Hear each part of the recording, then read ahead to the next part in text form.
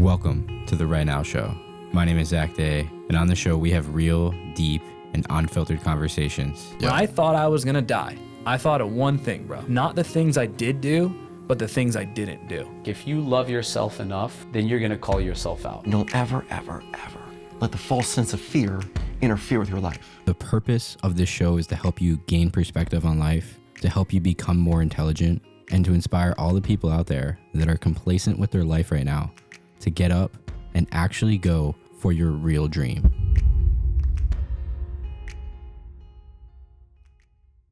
So what do you want to talk about today, boys?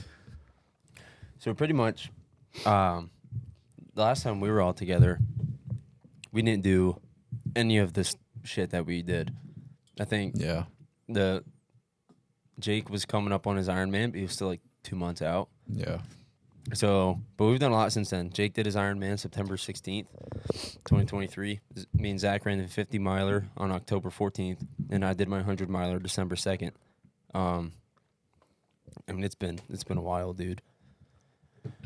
But I kind of just wanted to go like person by person and just kind of reflect on the journeys and answer some questions on Dang, we got K-Money Takeover on the podcast today. On what, you know, what, just answer some like general questions and what I'm sure people are curious about, you know. Sure. I mean, I don't have like specific questions, just kind of general like topics to cover, you know what I mean?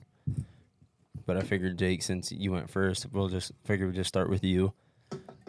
Sweet, dude. I got to lead this off. What'd you do? Talking to like a bad dog. Bad dog. What'd you do? What'd you do, boy? So I'm kind of just going to throw some random shit at you, and you can take it wherever you want to go.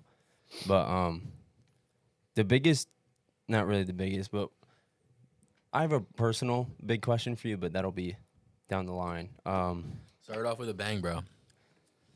Well, I'll start off with my first point. My first bullet point here is training, but I have some things just to go off of that. So, like, how did you go about your training? Being this was your first triathlon. Like, how did you come about the knowledge of how to train, where to start? How did you get to the point if I have to do X amount of time on the bike, X amount of time in the pool, brick workouts, stuff like that? Were you looking stuff up online? Did you reach out to people, a little bit of both, or did you just wing it? How'd you go about doing that, being a first-time triathlete? I did a lot of everything because I didn't know anything. The only thing I knew was like the running part, but when you integrate it with the triathlon stuff, it's a little different because you can't just only run. Right. And so I did a little bit of both. Like I would do a lot of research. I would look up YouTube videos. Like Nick Baird did his Ironman, so I looked at a lot of his training. I followed a lot of like professional triathletes, like Leon Sanders. Yeah, he's like a top elite triathlete. I mean, those guys are different, like with the volume and everything, but just like the way they split up their like workouts. Their structure. Yeah, like with brick workouts where you do the swim and bike, or you do a bike and a run in one day. But it was a lot of trial and error. That's kind of how it is with everything. Yeah, first time. Yeah, it's your first time, and you really don't know because you don't know how your body's going to react to it. Mm-hmm. And plus, trying to learn like how to do the swimming was one of the hardest parts. Your biggest obstacle, you'd say, in training? Yeah, because I mean, I had to put a lot of time in the pool, and I didn't know the like proper technique or like how to really swim like efficiently. Right. And that just came with trial and error. I did a lot of research and YouTube videos of people swimming, and that helped me out a lot with just like simple tips to integrate that. Yeah. But that was really about it. It was just about like falling on my face all the time. And literally, I did fall pretty much on my face out in the Ironman. But yeah, and the same thing with the bike too, because the bike everyone can pretty much ride a bike, but when you do it at like a certain like level with distance, pacing yourself, and technique and form, it's a little different. It's a little hard, but yeah, dude, literally just trial and error, and then just building up weekly mileage. That was really about it. Okay. Take us through. Zach, you can chime in here wherever you want. Your most like basic Just like an average, what would an average week look like Sunday through Saturday in terms of your training? Well, I mean, for the Ironman, it was 3 bikes, 3 swims, 3 runs, pretty much. And I would combine them for a brick workout. Like I would do 2 brick workouts a week. Okay. So say Sunday I did swim, so I did a swimming session, and I would have a certain amount of mileage for each respective sport for that week. Right. So like this week, I had to do 4 miles of swimming for the week. I would do one like form training like swimming session. It was just like a easy swim where I just focused on my technique. And then the next swim session would be like on a Wednesday, and that would be more of distance. And then the third one would be for speed. So I would get my heart rate up higher. I would pick up my pace a little bit more, but it wouldn't be as long. And then so like that was say Sunday, Wednesday, Saturday. And then on Monday I would do a run, and then Tuesday I would do a bike. Wednesday's a swim. Thursday would be a bike and a run. And then Friday would be the swim, I think, again, and then Saturday would be a long. I would throw in a long session. So like say I did a long bike. So you know how you do your long runs, like your weekend long runs, Right. for like marathon training. It's the same thing for that. Just like you just extend the mileage, but you do it at a lower pace. Gotcha. I have a question. How fast did your confidence build, like as you trained? Because obviously in the beginning you signed up for an Ironman, never done anything like that before. You never biked or swam. You just ran one marathon. After you trained for X amount of time, how fast did your confidence build to be like, yo, I actually got this? Have you ever wanted to start your own podcast, or do you already have your own podcast? Well, I'm sitting in a place right now called the Podcast House, which is located in East Nashville, Tennessee. And we have people come in and we shoot their entire podcast, and we edit their podcast and supply them with social media content. If you want to start your podcast, or if you want to get your podcast recorded professionally, then go on Instagram at thepodcast.house and DM us the word podcast. That's thepodcast.house and DM us the word podcast. This podcast is also sponsored by Right Now Productions, where we help you bring your purpose and vision to life through filmmaking. We film events, brand videos, commercials, social media content, mobile podcast studio, and a lot more. If you're interested, go on my personal Instagram at IamZachDay and DM me the word story, and I'll get you more details. Let's get back to the show. I mean, it grew, but I never had the full confidence that I was going to finish it, because, I mean, tackling an Ironman is in itself, even if you're an experienced triathlete, like doing sprints or Olympic distance, it's still a tough feat just for your mental, like, to push through all that time and that pressure. Right. I mean, because you spend all this, I spent months. I spent 7-8 months training for this. Mm-hmm. And, you know, it's not one shot, but that's how it was in my mind. Like, I have one shot to do this, so I can't fuck it up. Yeah, you got one day, Yeah. essentially. Yeah. But I mean, my confidence definitely grew with the training, especially with like how confident I was with the swim. I knew, like, even though I didn't do the 2.4 mile swim because there was an issue on race day with the water. The water like was really bad that day. There was it was a hurricane. Yeah. And the water was rough. It's out of your control. It was out of my control. But either way, I showed up that day prepared for 2.4, no matter what. Yeah.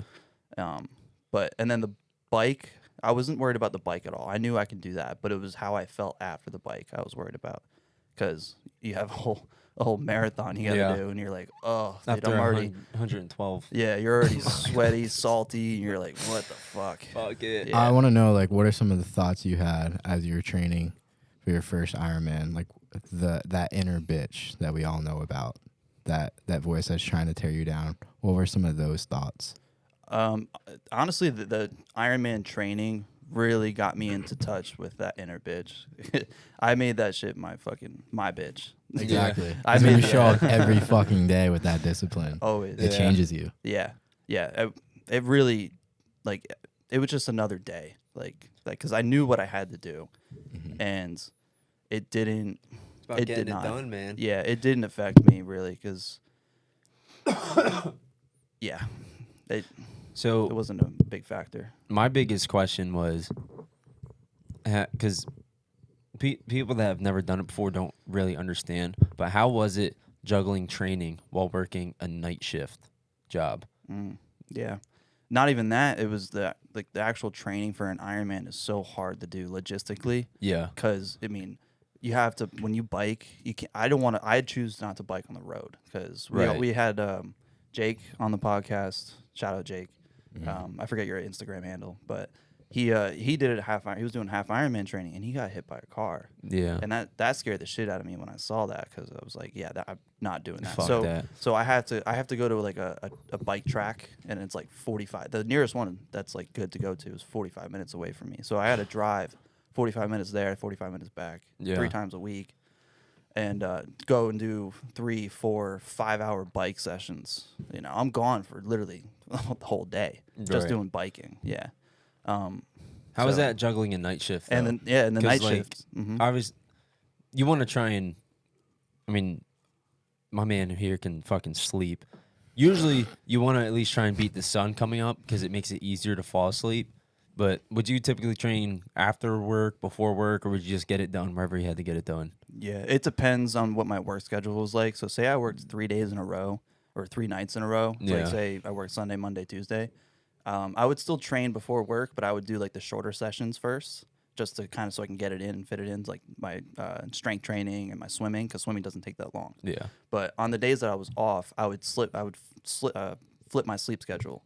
So I would be up during the day, so I can actually go out and go for a run or go for the bike. And it sucked because I would That's have hard to, as fuck. Yeah, because I would have to stay up during the day when I'm already off of no sleep. Right. And sometimes I would throw in training sessions when I'm exhausted. But most of the time I would just try and just push it out. And it was tough. It was tough, man. That was actually the hardest part. Just trying to flip and just like get the training sessions in. Even though I only work 3 days a week, I mean, it's not.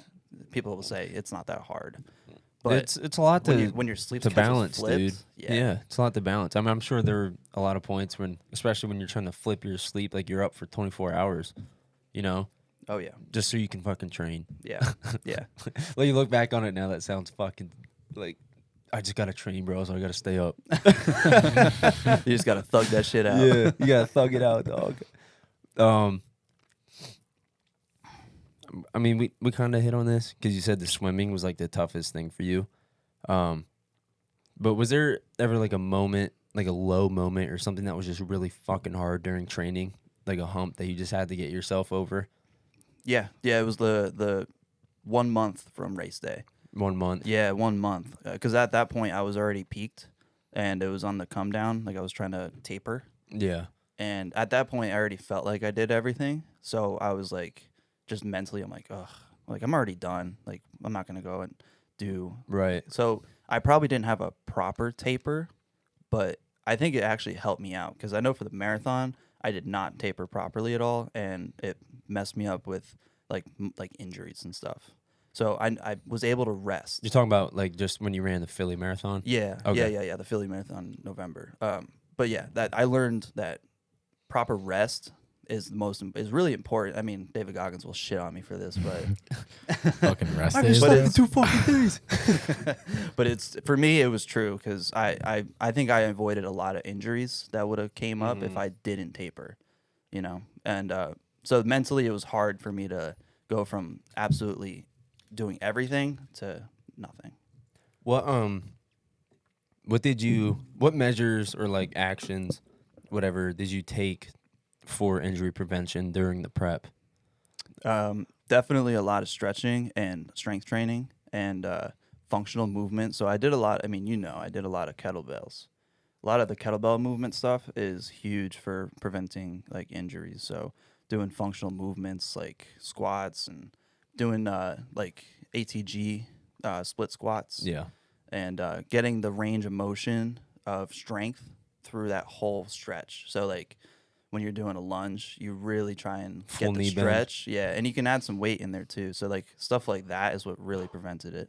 And also the bike, because when you're only running, you get overuse injuries so easy. And Definitely. yeah, and the bike helped out a lot with the strength part of my legs and my butt. So all of that combined really helped a lot. Oh yeah. Before we get into the race itself, did you change anything about your nutrition, hydration leading up to the race throughout training? Did you change any of that at all? Or was it all pretty much you just kind of kept doing what you were doing? Or did you tweak anything coming up to race day? Like, how'd you go about your nutrition and hydration that way? I did tests throughout my training. So like on days that were longer training sessions, I would treat it as if it were the race. So I would eat what I would probably eat like for the race day, and just see how I felt for the morning, energy wise, and if my stomach hurt or anything like that.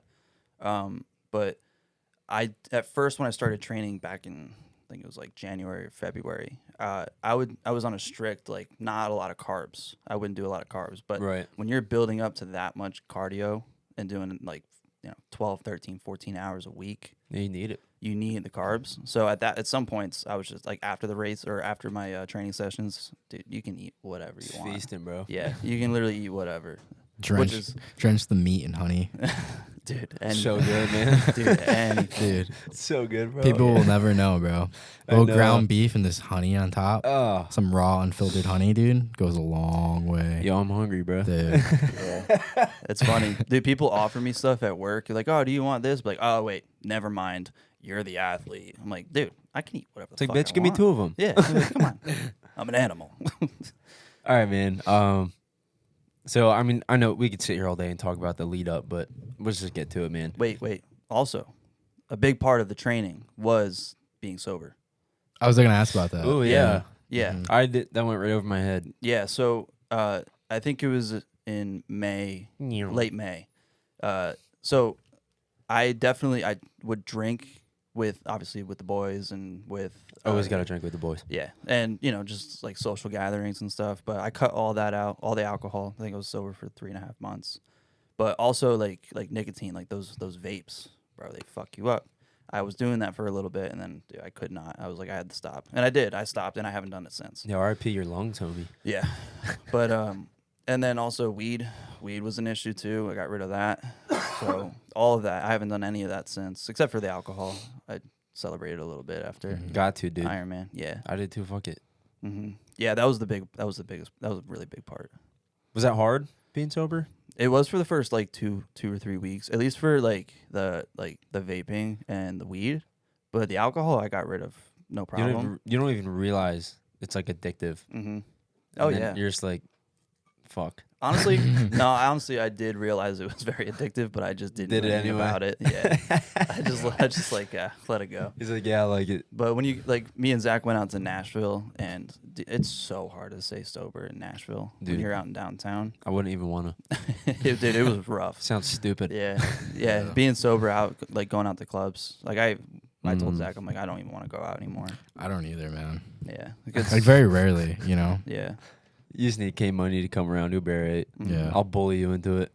It don't take much. Dude, I had him doing a chop I mean, button yeah, another I'm- time the other day. Well, I got you to do that. I went both ways, bro. Sure. I'll do it if you do it.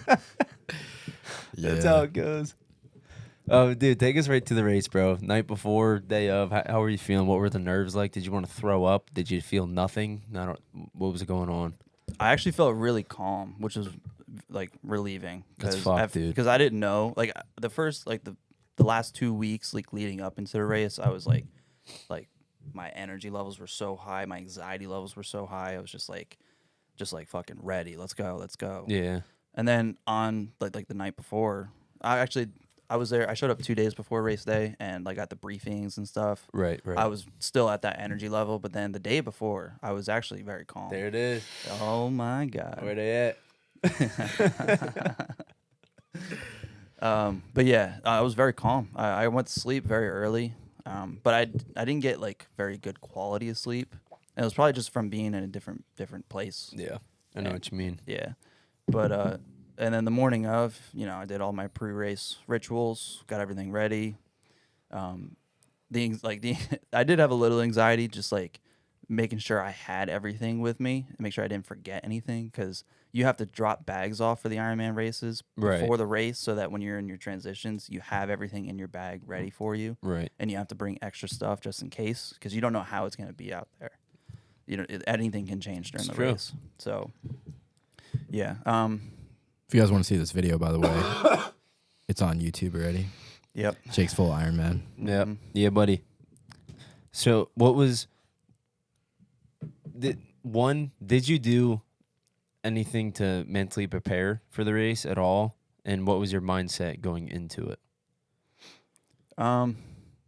Yeah, I wouldn't say I like consciously did anything to mentally prepare for it. I was just very confident with myself going into it, just because of the work that I put in. I was gonna say, do you think I kind of got ahead of myself. Do you think the mental preparedness just kind of came with the training? They're like hand in hand. Yeah, absolutely. And when you're out there on your long, bike rides or long runs, or even in the swim, because you can't listen to anything when you're swimming. It's just you and the water. You and the water, man. And yeah, you have a lot of thoughts that go through your head. So that all of that came through with just the preparation, and I just felt ready. I knew that I was gonna be able to get this done. Fuck yeah, dude. What was your why? To do this race? It's anytime that someone asks me that, it always goes back to what Drew said, because it's so fucking true. Because I fucking can, dude. Yeah. Not just that. I mean, you said, but there's so many reasons why. Like you can list a bunch of things. I mean, obviously, like for like preparing, like honestly, the biggest thing for me was preparing for life, because life is one of the hardest things that you can experience, no matter what, because you're going to feel the lows, you're going to feel the highs, and you just got to ride that wave of whatever it is. Like, just because you're in a low, like say you're in the race and you're feeling fucking horrible, like you're like, how am I going to get this done? Like I can't even walk or whatever. You just have to have that mindset, just let you have that mindset of just don't give up now, just take one step at a time, left foot, right foot, left foot, just keep going. And that was really about it, because it was just about like preparing for life. Yeah. Did you think like a higher power or anything like played into factor with anything? Like, did you rely on that, or did you rely like just solely on yourself? No. I wouldn't say it was a higher power. I rode on the gratitude wave of the whole thing, because for me, like when you're in, like if you've ever seen videos of Ironmans, you'll see, I think actually in my video too, there's people like with quadriplegia or like deficits that they're not able to do the race, but they're still doing it. Like there's people with quadriplegia that are doing the Ironman, like pulling other people on them, doing the whole thing. Like they're doing the swim, pulling a kayak behind them. Doing a 2.4 mile swim, and then and then they have a two like a saddled bike, and they're doing the 112 miles, and then they have a push like roller thing. Yeah, we saw that. It's crazy, man. It's unbelievable. Yeah. But like in my when I look at that, and I'm like, oh my god, like I have 2 working feet, I have 2 working arms, like I can do this. Like why? Yeah. It always like puts blessed. it into perspective. Yeah, it's just the feeling of being blessed, which that could be, you can consider that a higher power, like someone's looking after me. But yeah, that's actually what the biggest part of what got me through was just being grateful and being blessed to be a part of the whole thing. Yeah. Fuck yeah, dude. I mean, you guys felt the energy when you guys were out there, right? Yeah. Dude. The crowd. I fucking loved the Ironman energy. It's good. I talk about it to everyone that asks, like, it's hard to describe unless you've obviously been there or you've been a part of just a community like that, because that's what it feels like. You're just part of a community. I mean, when we were sitting there during his marathon, me, you, and like Brian, Steph, we're just talking like random people as if we've known them forever. Like, oh yeah, my husband's doing this, well my son's doing blah. Oh my god, this, how they do that, blah blah blah blah. And we're just like, everyone's just like, fuck yeah, dude. Like yeah, let's go. We're doing it. Like, there's a lot of people there. There too. was, and there's like man. stuff to do. Like there's like food that you can get there. Yeah. The finish line's pretty sick with like all the lights and like the carpet that they put down. Yeah, dude. Yeah. The fucking The bell, store. dude. I wanted to ring it, and I couldn't even do it, man. Yeah. Just get out there, give it a little tug. It's you like know? a legit experience. It's not. It's not like a marathon or like one of the races that we've done. Like that's pretty like old fashioned, I guess you could say. Dude, This is very modern. Yeah, everyone was in. Even the police were into it, man. That were there. I saw the one dude had a little bell. He was fucking. He's like, yeah, you got it. Dude, I was at like mile 105 on the bike, and I'm going to turning left, going around this corner, and they blocked one of the part of the road, and there's 2 cops sitting there. Yeah. They're like, come on, you got it, let's go.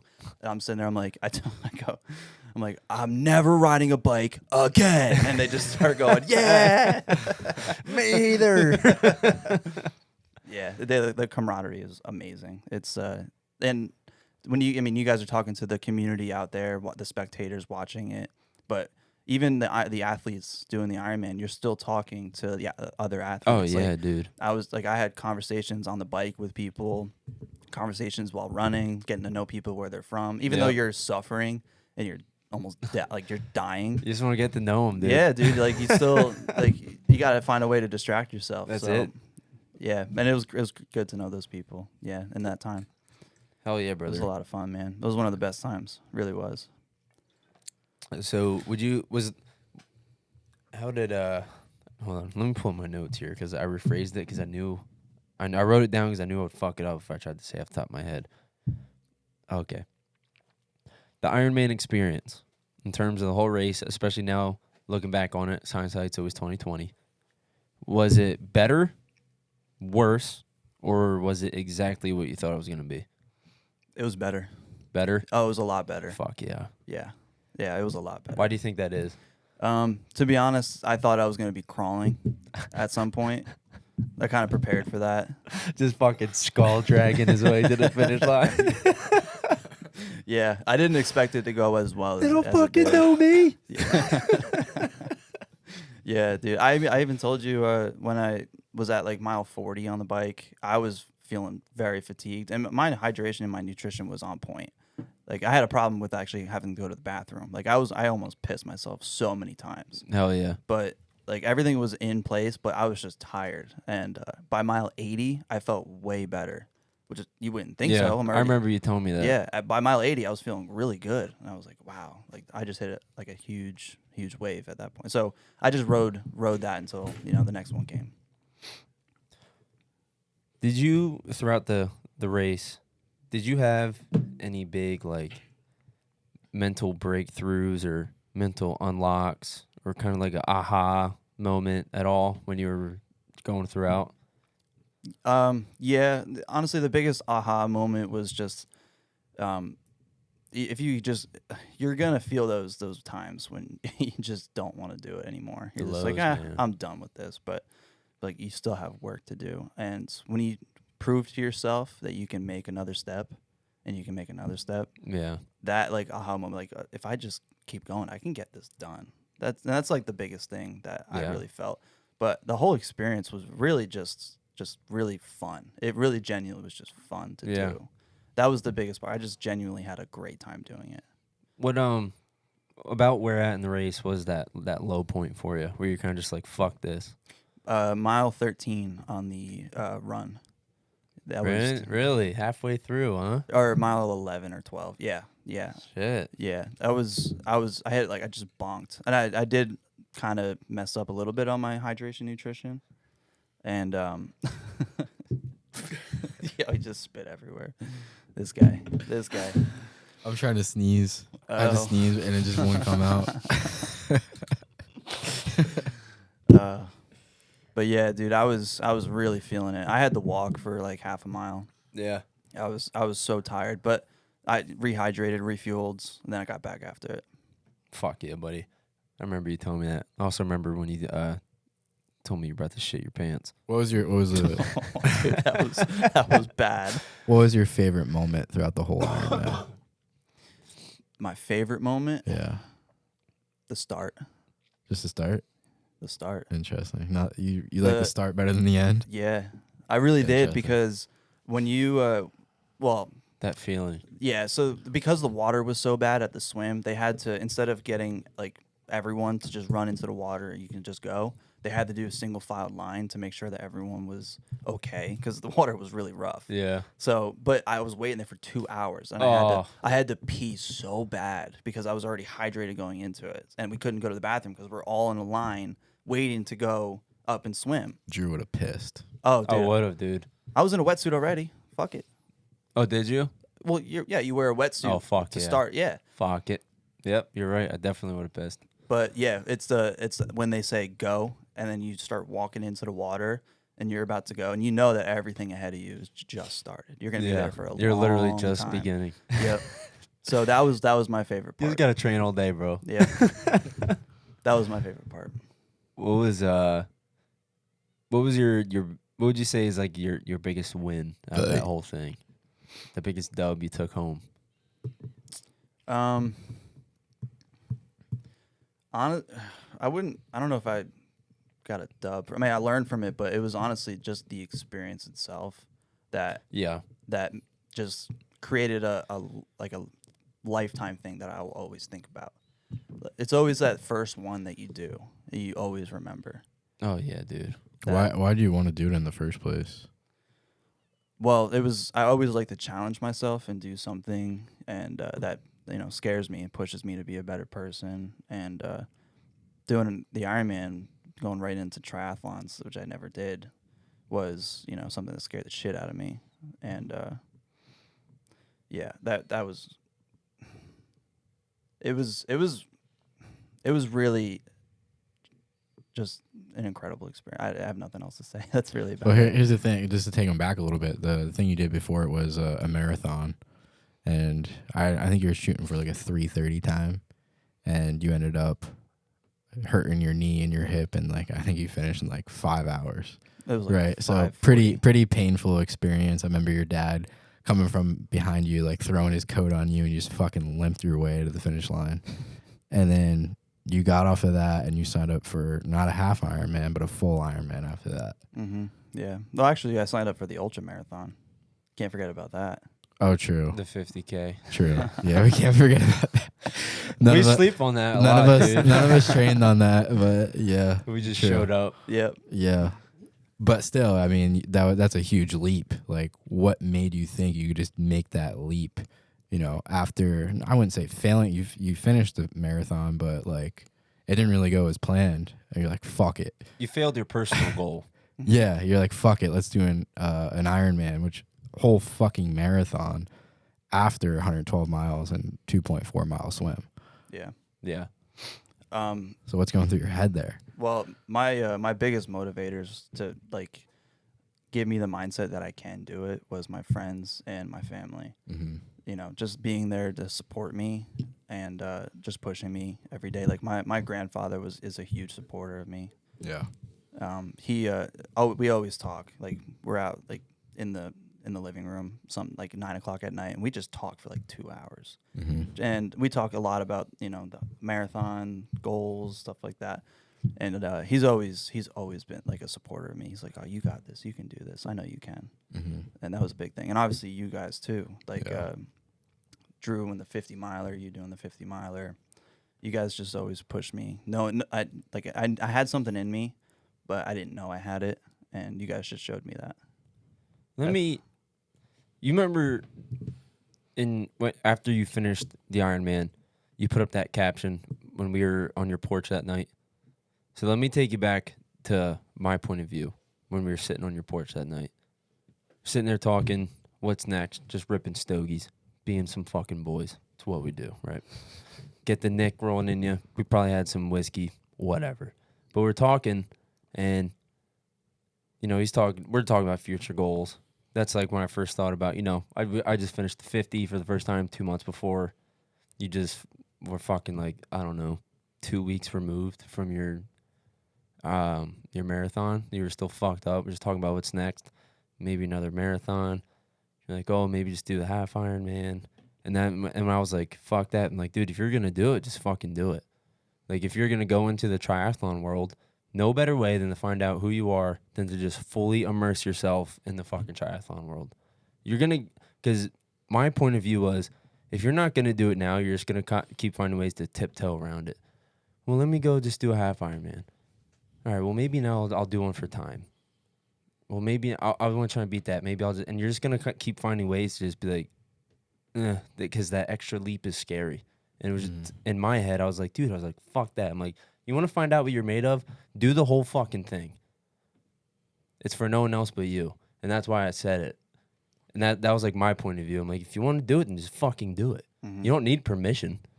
Like, I understand where you're coming from, kind of how you said, almost kind of like trying to get like my approval. Not that you were, but just kind of like throwing out a feeler, like, what if I did this?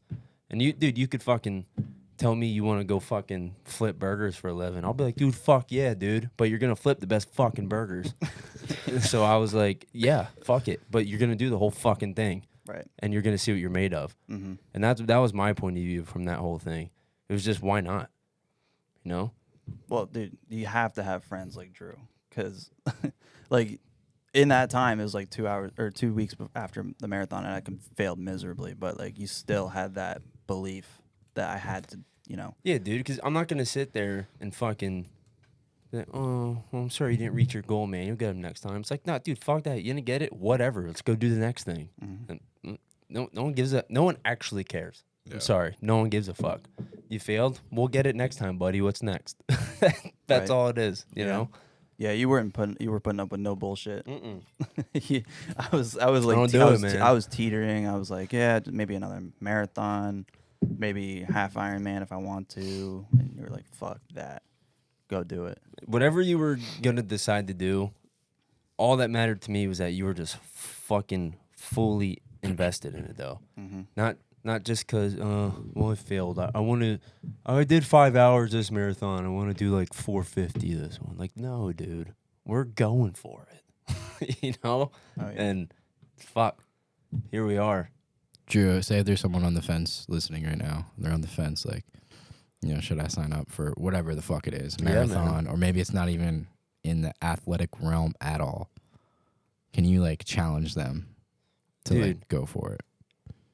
I mean, I can sit here, I can say whatever I want. Ultimately, they have to be they have to be willing, and they have to really want it. Like, I could have told Jake to do the full Ironman, but if he didn't want to do it, he wouldn't have done it. Yeah. He didn't have to take my advice, so to speak. I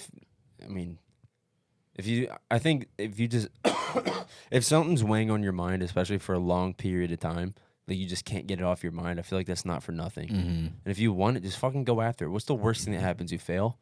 Okay, whoop-de-fucking do. Is it going to suck? Yeah, it sucks. We've all failed. Does it hurt? Yeah. Is it going to sting for probably a while? Probably. So what? Yeah. You move on, you grow, you learn, and either just fucking get back after it again or go find the next thing. Yeah. It's not the end of the world, dude. Just because you fail, you're not dead. Right. You know what I mean? But whatever, man. I'm past that. Yeah, you grow so much from those experiences, too. Like Jake, like you could have, after that marathon, you could have just sat down and pouted, be like, this shit ain't for me, bro. I'll just go back to weightlifting. Could have, man. And then think about after the Ironman. Think about how much like, now, like, how your mindset changed. Well, now I did the Ironman. What the fuck's next? Like, that you fucking leveled up so much just from completing that one thing. You know what I mean? Yeah. Not like you almost feel invincible. It's like, yeah, I did that. Fuck yeah, man. You know what I mean? Yeah.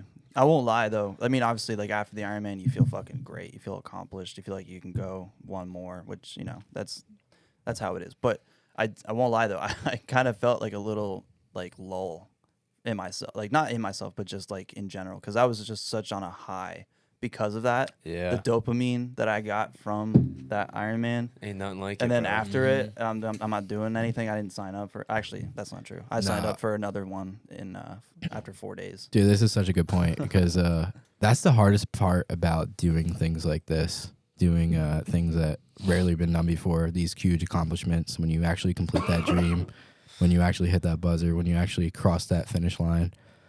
Like you finish it and you have that endorphin rush, you celebrate, and then after the celebration, everything just drops down and you get that depression. I don't know if you guys can relate to this, but I know after I did American Ninja Warrior, you know, finishing in the top 10, I felt like absolute shit after and didn't really know why.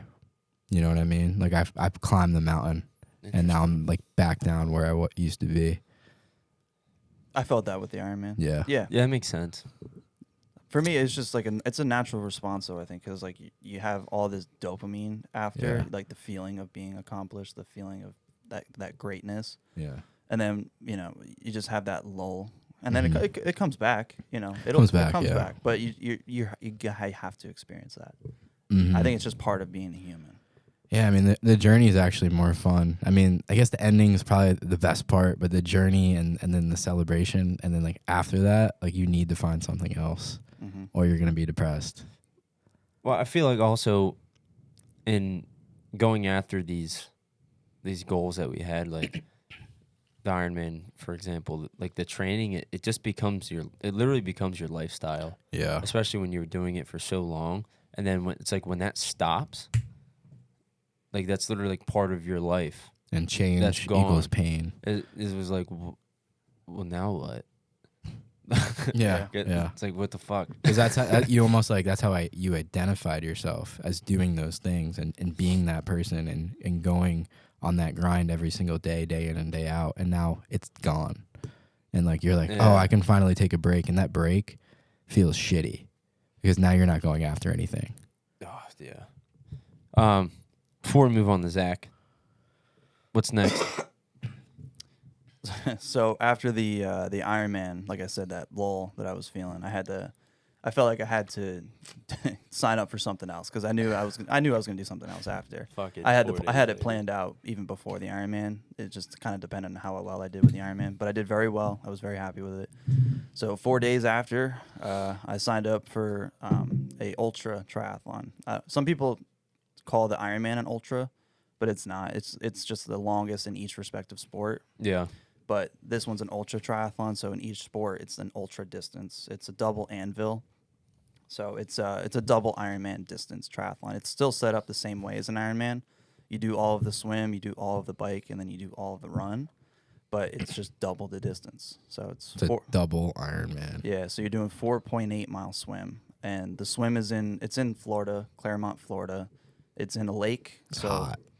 Yeah, it in the morning it's gonna be cool. During the middle of the day it's gonna suck. During the nighttime, because this is a 36-hour race, you're gonna be going in throughout the nighttime. Yep. It's gonna cool down, which will be nice. But the lake, it's gonna be a 12-lap section of like 700 or 800 meters. You have to do that 12 times. You get out and you do a 224-mile bike ride, and because it's so long, they need to make sure that they can keep track of the athletes. So it's 3 miles out, 3 miles back. It's an in and out 3 miles. So it's 6 miles total for one back and forth. And you have to do that 37 times. That's fucking disgusting. Yeah. Right. But What else? tell them how the run goes. So once you get done with that grueling bullshit after the bike, you strap on the laces and you go 52.4 miles, and it's a half mile out, half mile back.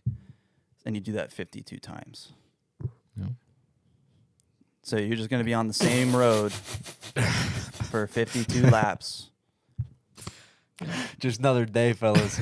Another 2 days. Yeah. And when's that taking place? It's February 22nd. He's got some time, bro. He's got some time. Mark your calendars, fellas, because that's when it's fucking going down. It is currently December 21st, 2023. Yeah, 8 weeks. I'm excited for that one. Yeah. All right. I gotta ask a question. Why do you think you could do that? I don't.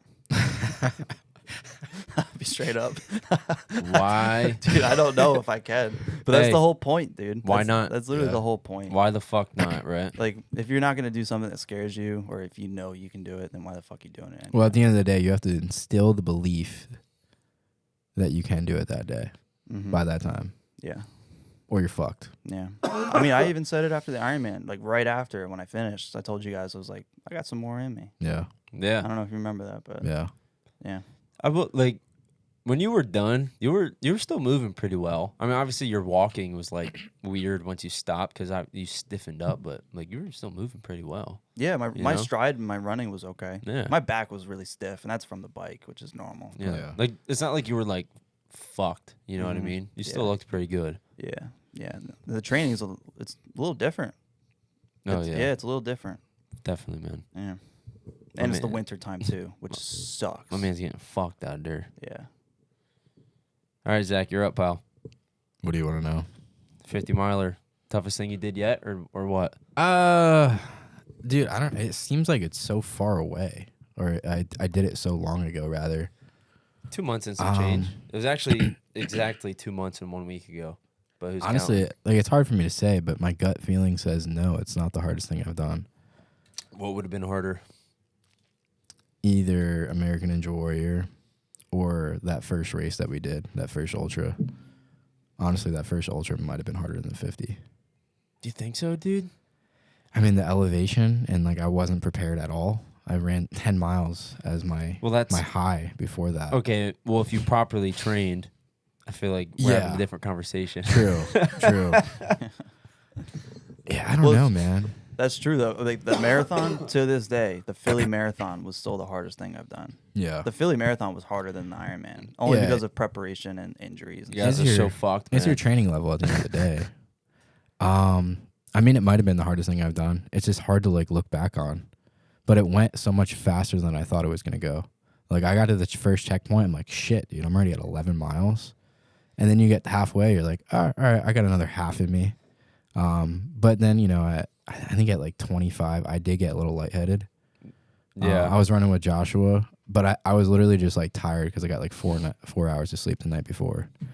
But I put down some glucose packets, some pudding, Fuck yeah, dude. Oh, my man always keeps that pudding on him. and pretty much smooth after that. But I wish I pushed the pace a little bit more, for sure. Yeah. I know I could have done it faster. I just never been in that arena before. Yeah. A lot of unknowns, dude. You a know lot of how you're gonna unknowns. feel. You didn't know what was Exactly. gonna happen. I didn't want to like over push myself and start getting lightheaded, and it was hard for me to put down food. That was probably the hardest part. If Yeah. I could put down That's a food challenge. easier, it would have been a lot easier for me because I didn't have too many calories in me. I was mostly just going off of gels, and liquid IVs. Yeah, that's hard, dude. What was your training like for the 50? So I hired a coach. Shout out to PJ. And so basically I was doing running, kind of just like you. I was putting in, I would say 30 to 40 miles per week. And towards the end, I was doing 18-mile runs, 20-something mile runs. I did a 30-mile run probably 3 weeks out. So I was training was really good. And then he also had me doing like workouts where like I would like run a mile, do like 25 burpees, run another mile, do like lunges for like, I don't know, like 50 lunges, like walking lunges. Right. So I was doing workouts like that. So they were basically like calisthenic training mixed in with running. And that was basically what it was. I would probably say I was training like 5 times per week on average. Was that like the first time you really did like training like that? That was like run focused, so to speak. I would say it's the first time like I really like stuck to the protocol, at least mostly. I wouldn't say I was perfect, Yeah. but I was pretty much on point. It was the first time I did like a running protocol like that. Before I would just wing it, like when we did our even the marathon, bro. When I did a marathon last Fucking year, you gave me like a training 5 weeks out, protocol. dude. Yeah, you gave me a training protocol, and I think the first one was like a 7-mile run. I came back, bro. I went right into the ice bath. My shins were killing me. Yeah. And I'm like, bro, I ain't keeping up with this, bro. So I was just doing my own thing, just running as much as I could, but I couldn't keep up with that. Yeah. But this one I could keep up with. But yeah, probably the hardest I trained for at least a running event. How long did that training block last? I think I was training for like 5 months or so. First 2 months were just like on my own, kind of like winging it, and then the 3 months is when I had the coach. All right, so Ballpark. So like 12, Ballpark. 12 weeks probably. Sound about right? Probably. Yeah, not bad. But you already had a pretty good base going into that. I mean, because, we didn't run like, well, I can't say we. You didn't run like a fuck ton, but Yeah. you would just, you were in good enough shape, you could just fucking wake up and like go do a 7, 8, whatever mile run, Easy. Yeah. just whenever. Mm-hmm. So you at least had like that base to build off of. Exactly. That helps a lot because you just been there before. Yeah. So you did the 30-mile run about 3 weeks out, and then what was your like nutrition, all that like leading up to the race? Just kind of like what you've always been doing, or did you change anything up? Dude, I was just eating a shitload of carbs. Yeah. Like, pretty much whatever I wanted. Not like junk food, but I would put like I would do a lot of peanut butter jellies. Fuck, dude, got to, bro. Yeah, Dude, a lot of they're peanut butter so jellies. good, dude. I would make a lot of oatmeal and throw like honey in there. Yeah. Jelly, peanut butter, a lot of like smoothies. Yeah, just a lot of bagels, muffins. Did that make you I feel was carving bloated? up. Did that make you feel bloated at all?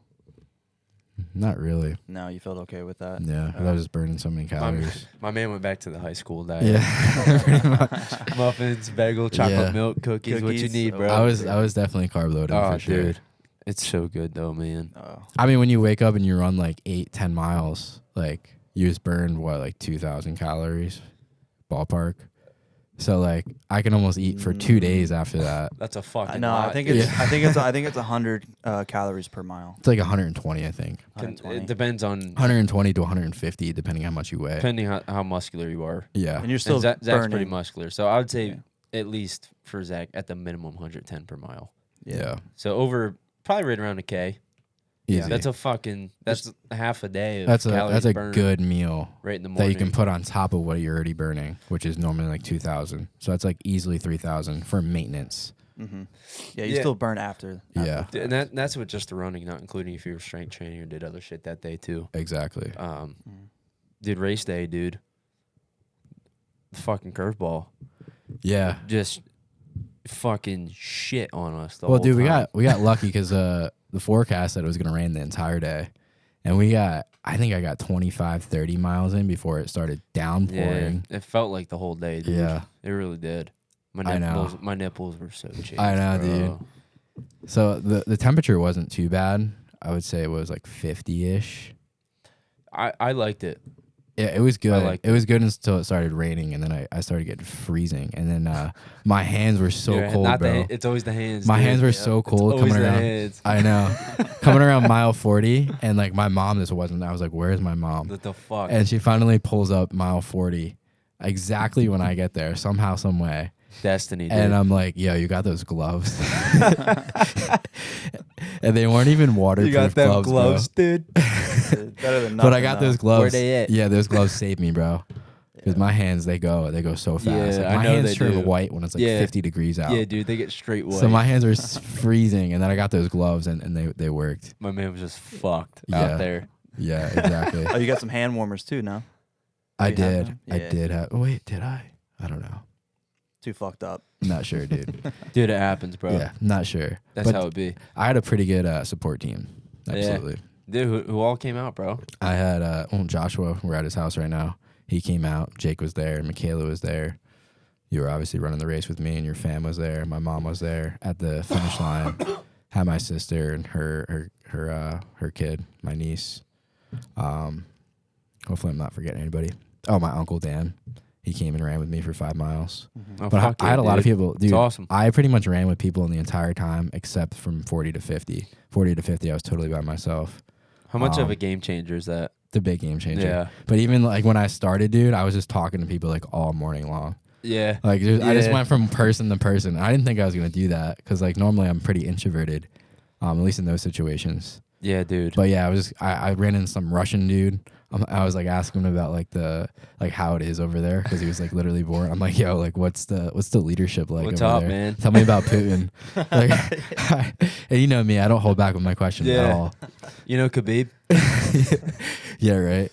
Let's wrestle, kid. And then from like the first checkpoint to like all the way to where Joshua picked me up. I think he picked me up at what 15. Yeah.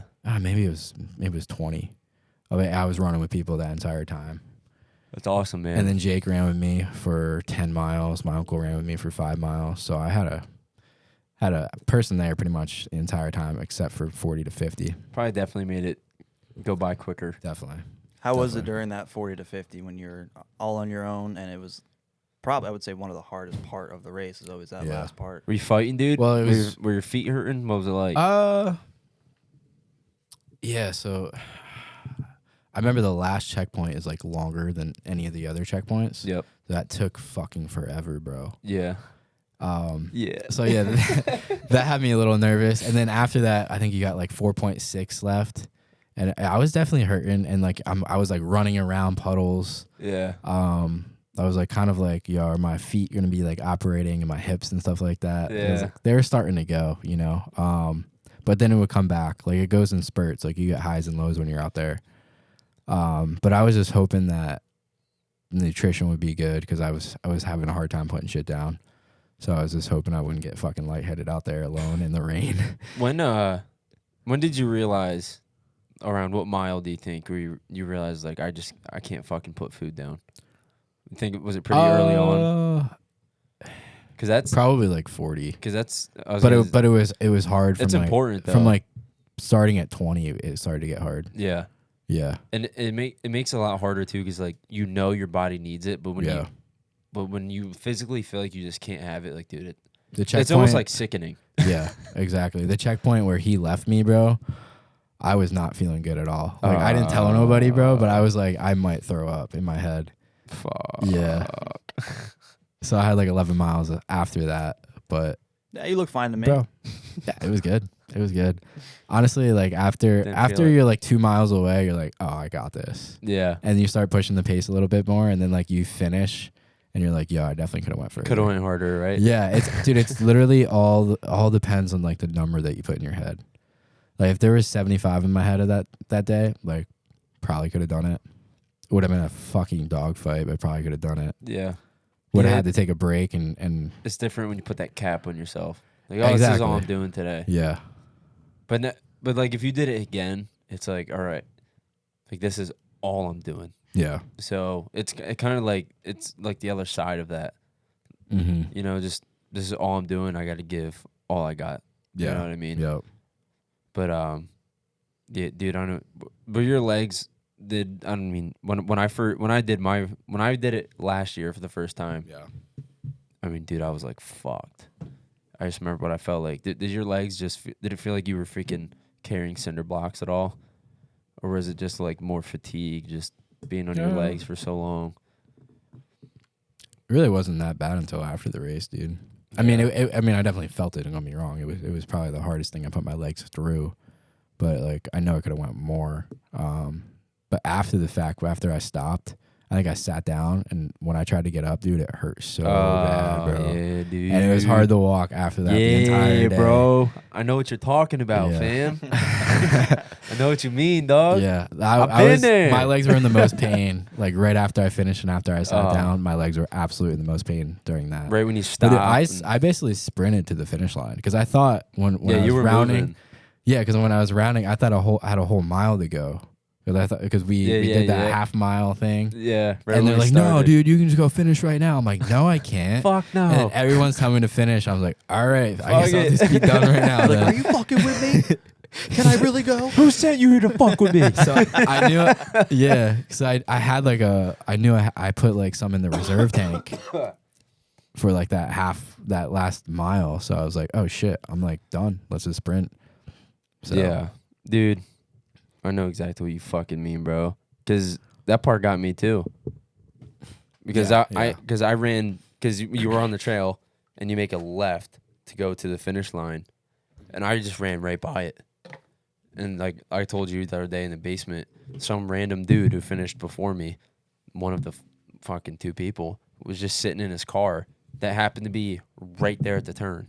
And I just fucking zoomed by him. He's like, yo, bro, what are you doing? And I'm like, I gotta run down and turn around. He's like, no, you don't. I'm like, yeah, that's how we started the race. I'm like, I gotta go down and turn around. He's like, dude, no, you don't. You just run this way. You're done. I'm like, oh, all right. How good did that feel though, too? You're like, oh, Oh, dude. and it's only Bruh. like a mile. Yeah. But still, Yeah. yeah, it's the best. it's bro. huge. I was like, really? I just came. Yeah. Dude, yeah. It's all the difference in the world. And I just, For sure. and see, that was it, man. Fuck. So what your final time end up being? I think it was 9:52. Yes, sir. 9 hours 52 minutes. 9 minutes, 52 seconds. Yeah. Dude. That's a world record. Fastest man alive. Yes, sir. 9 hours, 52 minutes. Did you finish slower, faster, or right where you thought you would finish? The goal was 10 hours or less. Yeah. Um, Check. yeah. So yeah. See ya. Yeah. How'd you feel that next day, dude? Well, I mean, Let me rephrase it, dude. How'd you feel going down the steps? I have video of it I too, know, so if he yeah. lies, I got him. it was tough, bro. Yeah, don't It was, cap, dude. You know, I had to take one step at a time. Like not like one foot in front of the other. It was just like 1, 1, 2, 1, 1, 2. Yep. So Oh. yeah, I mean, I would just slide my feet on the hardwood floor to get around. Then you don't have to pick them up, dude. Don't have to. Don't waste energy if you don't Yeah. have to, you know? Yeah. We can serve around these parts. Yeah. Dude, Really, the main story is fucking Jordan, though. They're the 50. bro, that was whack. That was insane. Because we were sitting at the B&B. The camera. Did it shut off? Yeah. We were sitting at the B&B, and this man just left. I'm like, where the fuck did he go? And he's just like, yo, Jordan's still out there. I'm like, yo, what? Bro, we were. I thought he went home. Bro, we all were at the back at the Airbnb, and Jordan was still out there for like an hour and a half. Yeah. We were like, "Are we going back?" We're like, "Fuck Nah. it, whatever." No, me and Zach went back. Dude, it was unbelievable. Oh no, did I or did you show? No, you showed me the videos, right? I didn't go back. I was going to say, me and you hung out at the crib, man. That's right. We were like, we ain't going back. Yeah. Fucking. He got hit by a Then truck. he had the sign and everything. The race director, Yeah. Sean Tracy, gave him the sign. He like signed it and everything. I mean, dude, props to him because, like, one, I don't know. Did he have a fucking headlamp? Like, was he seeing? Like, I don't know. I think he did. No, I- I think I gave him my spare headlamp. And like, dude, he was the only one out there. Yeah, literally. 14 hours. Dude, they were right? leaving. 14? The Yeah. race directors were leaving. Yeah, they were leaving. As he pulls up, he's like hobbling to the finish line. They're like about to leave. They're like, "Are you a racer?" My Like, man's got like 15 seconds left. like I'm to still cross. good. Yeah. I still got time. That I was remember I called him. fucking He was insane. probably, I think, like 45 out. And I called him, and the first thing he's like, "Yo, I'm finishing. I'm gonna fucking do it."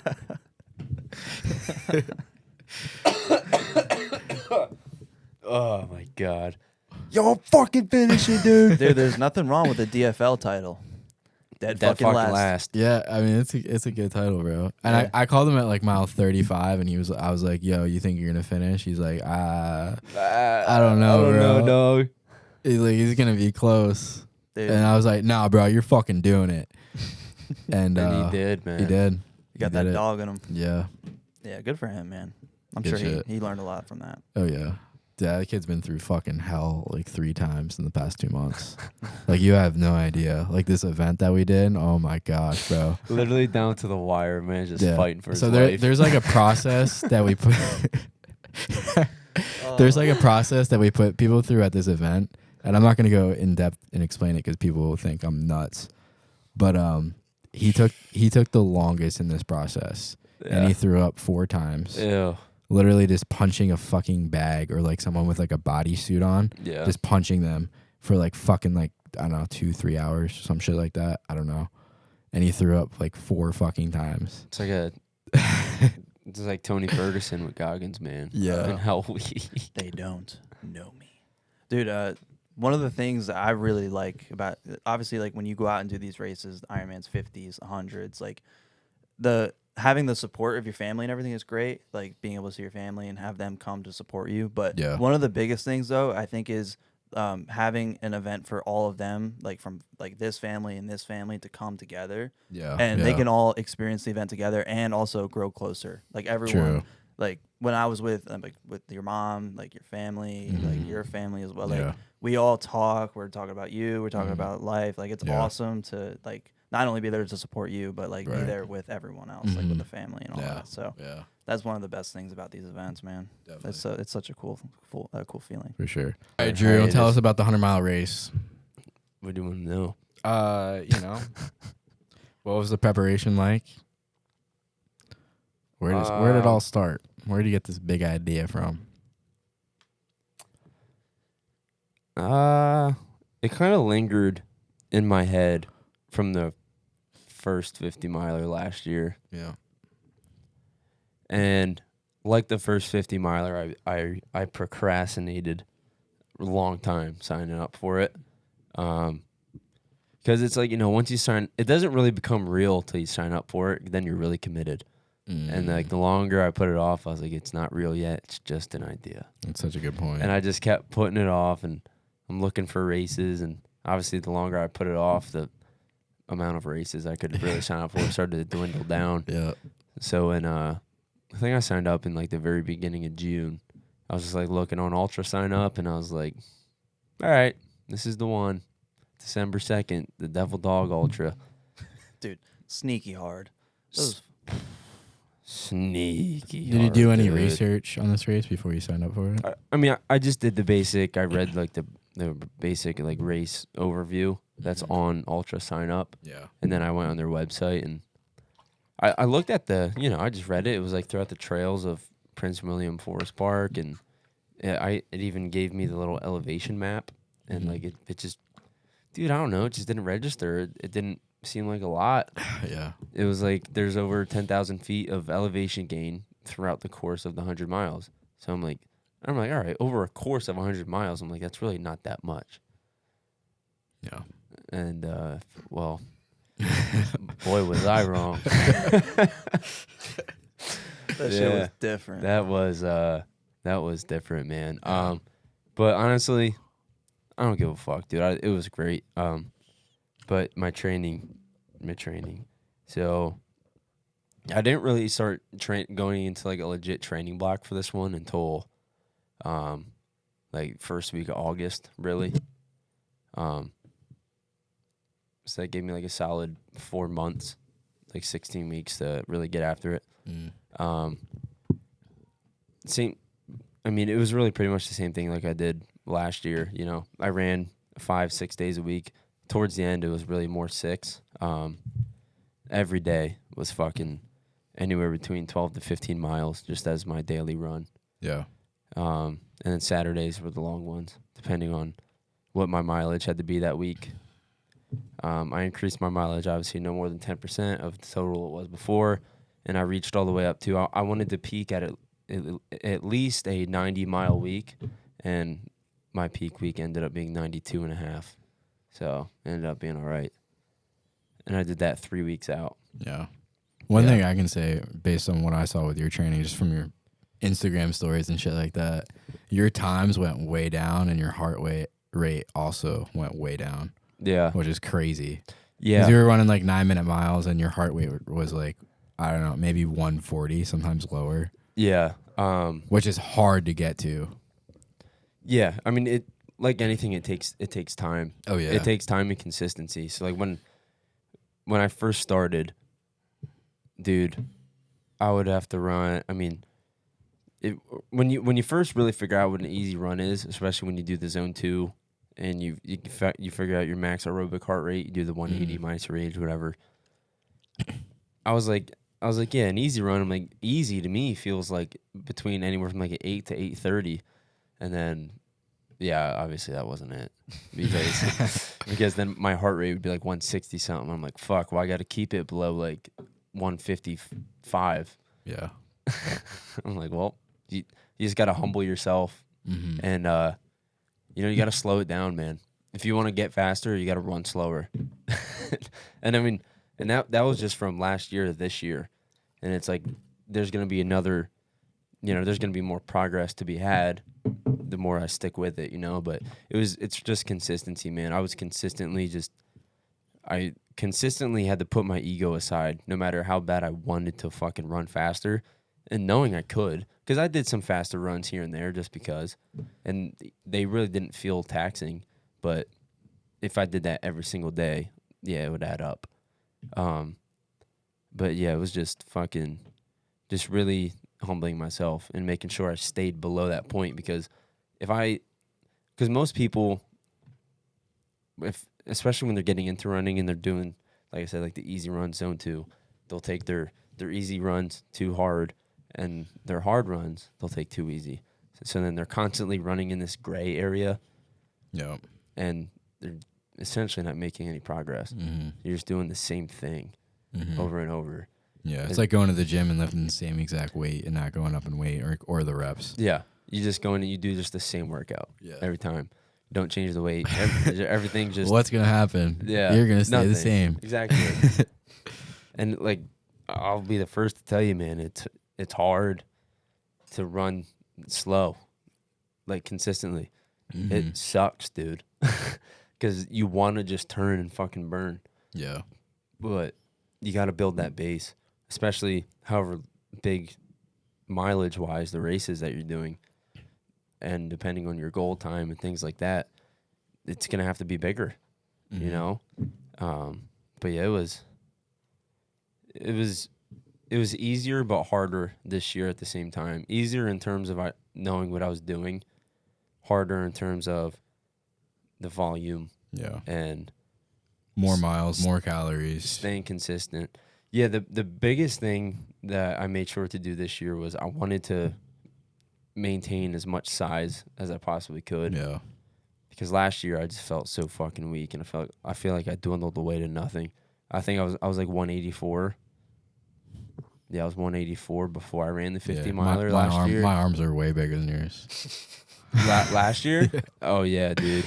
Yeah, because the podcast clip that I posted for my 50, you have like these skinny ass arms. I'm just over here like, yeah, dude. I was for me, I was way too small, man. yeah, I was, and I felt it. Like I felt weak. right. This year, I didn't get below 191.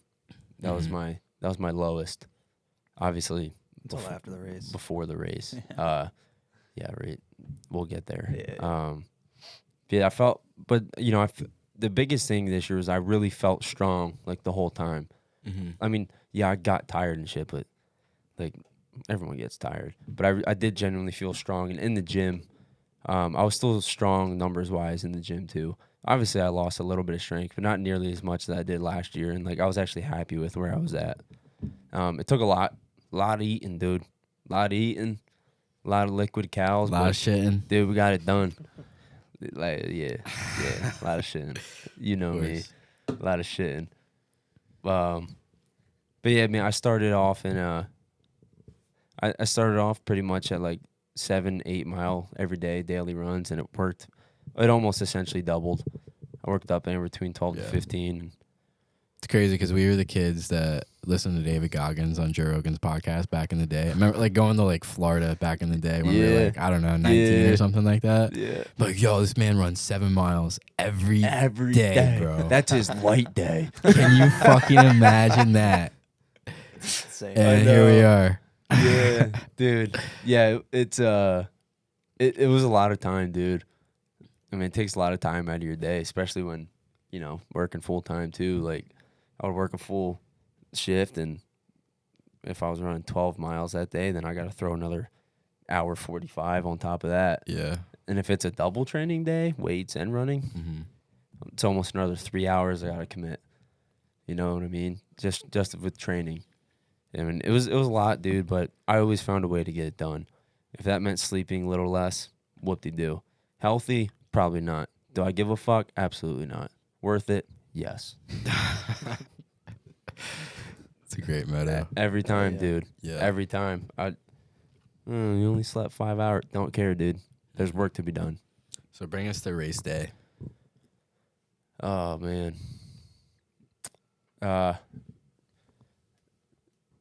So night before the race, dude, I didn't really sleep that well. I might have slept 5 hours, if that. Golden. Nerves were kicking my ass, dude. They were really starting to set in. Yeah. But I got, I went through my routine. Because every night before the race, I take out everything I'm gonna wear. I set up all my fuel. I get everything in bags, just so everyone can just grab and go. Except for the bandana. Dude. Fucking bandana. That fucking I don't know where it even came from. I don't know. Out of nowhere it after literally the just race. showed up. Yeah. He's like the morning before. He's like, dude, where's my bandana? I don't know where it is. I don't find it. Dude. It's a camo bandana. He's like, I gotta wear it. It's like, oh. So you ran without a bandana? Yeah, I just ran with a hat. And then he found it after the race, fucking in a bag. Yeah, it was in some random bag, dude. 31 That probably hours killed after the fact. morale. Oh, dude. Couldn't kill this morale, dude. I was ready for it. But, yeah, that was whatever. But then, Jake dropped me off, and because at the starting line, there was there was no parking at the starting line because there was multiple races starting at the same time. There was a 50K, a 100K, and a 100 miler. Yeah. The 100K and the 100 miler started at the same time. The 50K, I believe, started 2 hours after we did. We started at 6 a.m. Yeah, and the 50K started at 8 a.m. But there was no parking allowed at the start. So pretty much you just had to get dropped off and see you in a couple hours. Yeah. The starting line is also where Checkpoint is basically. after each lap, that was essentially another aid station, so to speak. It was like the first one. Mm-hmm. But yeah, dude, you got there, just checked in. It was oddly warm for December, especially in Virginia. I got there at like, would you drop me off like 5:20? Yeah. So it was pretty early, and I was wearing a long sleeve and my shorts. Get it out. I'm trying. And I was already like kind of warm. And I want to say it was probably right around 50, maybe just a little colder, like high 40s. Yeah. Super weird, but yeah, got out there, dude, and just pretty much checked in. Got to the start line and just sat and fucking waited for like 20 minutes. I just stood there, dude, and it sucked, dick. Just the just sitting there. I was just watching the clock. Yeah. 5:41, 5:42, just waiting as each minute goes by. Right. And then once like 5:55 hit, I like flatlined, dude. I just locked the fuck in. I was like, all right, it's go time, dude. Mm. They let off that little horn. We got to it, and that was it, man. How many people were there in the race? 82. 82. For the 100 miler. Yeah. In total, there was. I don't know how many was total. Oh. For the 100 miler, it was 82. Yeah, dude. So the first lap was 23 miles. The rest of them after that were supposed to be 19. Everything ended up being a little longer than it was supposed to be. Of course. Yeah, because it was 5 laps total. Mm-hmm. The first one was just a little longer. So then, I don't know exactly why they did that, honestly, but whatever, dude. Not the point. First lap went really good. I felt fucking great. Second lap, I felt great. Third lap was my fastest lap out of all of them. I felt really, really good. And how many miles is that? After the first 3, Yeah. 68. So 68. No, Yeah. 58. Oh. 58, still No. feeling like a No, champ. No. It was 68. Because I was with you for the last 2, and I picked you up at like mile 68, I think. Yeah, but we ended Because up. I did 42 with you. Or no, you're right. Was it 58? No, it was. I can't do math. It was more because we ended up But you doing. did 58 miles instead of 42, and you didn't even know. No. He started at 58, I think. It was 63, I think. 63 miles. Yep. Yeah. Dude, we just do hard shit. We just don't do math. We also did 105 miles. Yeah, that's what I just did. It was 63. Yeah. It was 63. Yeah, so I went into this race with a silent goal of I wanted to finish in 20 hours or less. And through the first 3 laps, I was on pace, like pretty easily with that. After, like I said, the third lap was my fastest one yet. I was coming in right around like the 3 hour, 45-minute mark with every lap. I was moving well. Mm-hmm. But I remember after that first lap, I got a taste of the fucking hills that no fucking way around it. Total self-accountability. I didn't prepare for it. And I remember after the first lap, I looked at Jake. I was like, this is a lot harder than I thought it was going to be. Because it wasn't steep up or down. It was just constant. Yeah. All the fucking time. You were moving up, down, this, that way. It just never fucking ended, man. Mm-hmm. But I was like, whatever, dude. You didn't expect it. Who gives a fuck? You still got to finish this goddamn thing. Yeah. And I was, like I said, man, I was pushing and I felt really fucking good. That third lap, as I was finishing, I'm going to say the last 8 miles or so, that's when the sun went down and it started to rain. But I was only wearing a tank top at that time. And when I finished, I was really warm because the sun like just went down, so it didn't really all set in yet. Yeah. And I wasn't like really that wet, Mm-hmm. but I was like really fucking warm. And I sat down. We were picking him up, and dude, for that fourth lap, I almost didn't even put the fucking sweat top on. It was my mom was like, "Are you sure?" And she gave me like this look that I just kind of knew. I'm like, all right, I'll put it on. Just because worst comes worst, I can take it off, right? Well, boy, I needed fucking 2 of them. Like, dude, we got thrown such a fucking curveball. Me and Jake took off because I picked Jake up there at lap 4, and dude, it was just unrelenting. The rain just kept fucking coming and coming and fucking coming, dude. It did not let up. The trail became just a sloppy fucking mess, dude. We had points. We were grabbing on the fucking trees just because if we tried to walk without them, we were just gonna either slide fucking down on our face or backwards up where we just came. We would have made no progress. We're grabbing on the trees, stepping off the path, like walking sideways on this fucking hill. Like you couldn't run, and we couldn't see. Because A, it was dark as fuck, but 2, it was raining so hard. I had to take my headlamp off because I couldn't see. I had to hold it in my fucking hand just to see the ground in front of me. And then, yeah, I don't know exactly when it happened, but at some point, I just got really, really fucking cold, man. The rain finally soaked through my sweat top, and that's all I had on. I didn't have another layer on underneath it. And I remember bits and pieces because I was up for a real long fucking time at that point, almost a day. And I remember at one point, me and Jake were just like, we just got to get to the next fucking aid station, man. We were just like dreaming of food and warmth, like coffee, something like that. We're so we just got to get to the next aid station. And it's fucking, dude, by the time we're getting there, I mean, dude, it is torrential downpouring. It's raining so fucking hard. And me and Jake finally get there. And dude, I don't even know where the fuck I was. I was so fucking cold. And I was so angry. Like we got to the aid station and we sat in front of this mini fucking heater that they had. Dude, we sat there we just sat there forever. I didn't want to talk. I didn't want to move. Some dude was sitting over here to like my left diagonal. He's like, "Oh yeah, bro, I quit. I'm done." I'm like, "All right, well, he's done." And as I'm just sitting there trying to get warm, like 3 more people behind me come in. They all quit. Like, "No, I'm done, dude. It's terrible out there. I can't. I'm freezing, blah, blah, blah." Some dude asked me, he's like, "How are you warm in that thing?" And I'm just like, "I'm not." Like, I'm fucking not, dude. Do you see me? I'm sitting here in front of a fucking... Jackhammering. You were just like fucking... Yeah. I was like convulsing. I was... Blue lips. I was fucking freezing my ass off, dude. And my mom somehow found the fucking aid station. She got there. It's like 2 a.m. at this point. I can see him looking at me like, holy fuck. Like, I don't even know what's going on.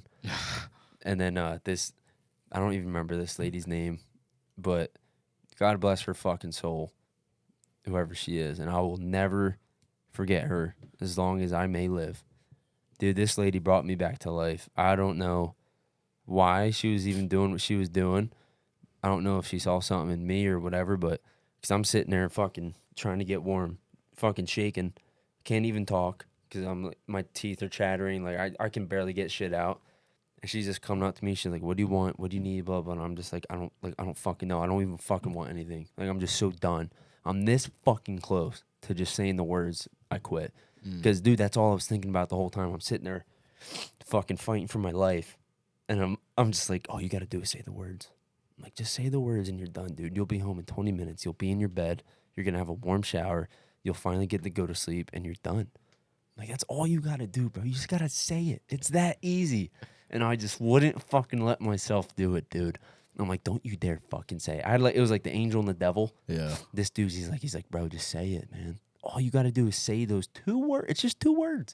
You just got to say them and you're done. And then this guy's over here. He's like, don't you fucking say it, dude. You worked way too fucking hard. And I was just like, not there. Jake would come up. He's like, what are you thinking, man? I'm just like, I don't know. Jake's like, yeah, I don't even know if I got another lap of me, though. Seriously though, that shit was horrible out there. Yeah. My mom's like, "Shit, what are you thinking, Drew? Like, you feeling?" I'm just like, I don't know. So you have one more whole lap at this point. Dude, We didn't even finish that. Yeah, we didn't even. We're still on the 4th lap. We We're got like 6 miles. 6 out. miles left till we actually finish the lap. So you have like 80 miles, 85 miles left, or not? No. You're at 80 I- miles. Not I even. have- He was at like 76, something like that. Because he still had I was at 6 miles. I was at 74. 74 miles. I was at 74. So you have a complete marathon to go yeah, at this point. dude, and like I don't even know. Like, dude, when I'm telling you, I wasn't there. Like, I'm not just saying that to try and be funny. Like, at that point, like mentally, I don't know where I even was. Like, my body was there, but I was not, because I was just so cold, and I was so fucking miserable, and I was so angry at my lack of preparation. Like, literally all I could think about was just going home. I was like, "You already failed, dude." I was like, "This is such a fucking joke." And when I mean my body was there, but I wasn't. Like, there's periods I don't remember, but I remember this awesome fucking lady was just shoving warm and hot shit down my fucking throat, like as if like she knew, almost like she knew I wasn't gonna give up. She's just like forcing me to drink coffee, hot apple cider, pierogies fresh off the table. I mean, fresh off the fucking stovetop, like just anything and everything. And she just came up to me. She was like, "Listen." She was like, "I've been doing this for a long time." She's like, "I've seen some shit, some real bad shit." And she was like, "This right now," she's like, "It ain't it." And I was just like, "Okay." I was like, "I guess it ain't that bad then." And she was like, "You can fucking do this, and I'll see you in a couple hours." And she walks away from me. And I was still just kind of sat there. I'm like, fuck. And I still don't know what I want to do. Yeah. I just want to quit. That's all I want to do. If it wasn't for her, do you think you would have quit? I don't think so. But she definitely fucking helped in terms of fuel. Yeah. Like, really gave me a lot of energy. But I was still so fucking cold, man. I just couldn't get warm. And obviously, the longer we sat there, the colder we were getting. But I couldn't bring myself to get up, because I would just that little area in front of the space heater was all I needed. Yeah. I was like, I don't want to leave here. Like, this is my safe space, bro. I mean, this is what I want. And yeah, I don't really know what happened, but ultimately I just fucking stood up and I was like, "All right, Jake, let's fucking go." And we just went. And I don't really remember pretty much anything about that 6 miles back. I remember you asking me questions, like self-orienting questions, to make sure I was still there, but Yeah. Like, Drew, what's your name? yeah. When were you born? What year is it? Like, shit, like, bro, Where like, are we? I can't explain it, like, but I was fucked up, man. I really was. I was. We were having conversations too. You don't remember them. Couldn't tell you, man. Yeah, we were having, like, there would be spurts of just silence for 10, 15 minutes. Then I would ask you some questions. We'd get conversation rolling. We started singing songs like from the mic. We would sing just songs, like little like catches and stuff. But that was just to keep the like morale up, just kind of let you know that I'm still there, that you're still here. Yeah. You know. Morale was all time low. Yeah. That was that mile 74 to 80. That was like the lowest of lows I probably felt my whole fucking life, dude. Like, I wasn't really there, like I said, but I was there enough sometimes. Like, I was conscious of my thoughts, and sometimes I'm like, holy fuck, dude. I'm like, it literally doesn't get any worse than this. I'm just thinking about every fucking decision I made and how every single one was the wrong one. Yeah. And everything that brought me here, I'm like, that wasn't it.